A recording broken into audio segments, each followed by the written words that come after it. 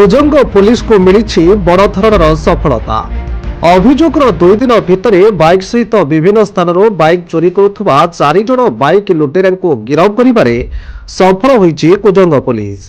एने Kujang police station में आयोजित एक सांबादिक सम्मेलन में सूचना देइछन्ति कुजंग थाना अधिकारी वंशीधर प्रधान। गत 17 तारिख में तालदंडा ग्रामर विपुना परिड़ा बाइक चोरी होइतिबा नेइ कुजंग थाना अभियोग करथिले।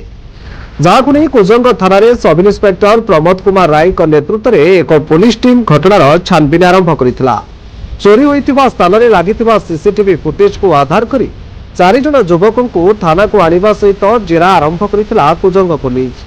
जहाँफल उक्त 4 जन युवक चोरी करुवा चोरी में संश्लिष्ट थिबा पुलिस पाखरे स्वीकार करथिले। ए घटना रे कुजंग पुलिस 3 कोटी बाइक जबत करने सहित मोबाइल फोन जबत करथिबा ने सांबादिक सम्मेलन में प्रकाश करिसेंति थाना अधिकारी। 9टा बेले गोटे 9:30 बेले 2टा रिपोर्ट आसीथिला।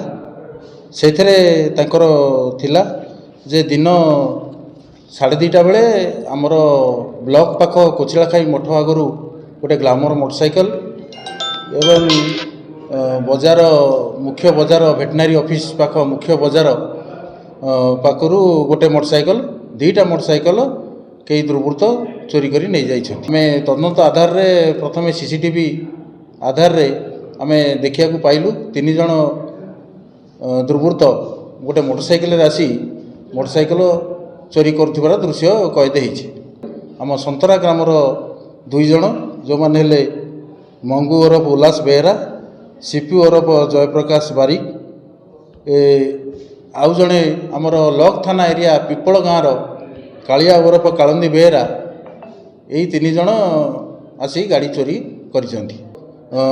धरिबा परे कालिया पाखर गोटे गाड़ी मिलिला जहाँ को आमे जबत कलु।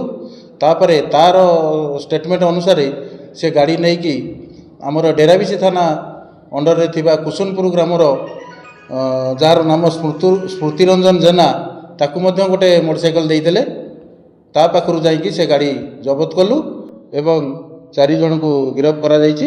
आज कोर्ट चालान करा जाउ। तेरे उक्त बाइक चोरी घटना रे चोर मानक सहित चोरी होइतिबा बाइक जानिबा सत्ते मात्र 4000 टंका दे बाइक किनिथिबा लोक को मध्य गिरफ्त करी कोर्ट चालान करिछि Kujang police. Bureau report news prime Odisha.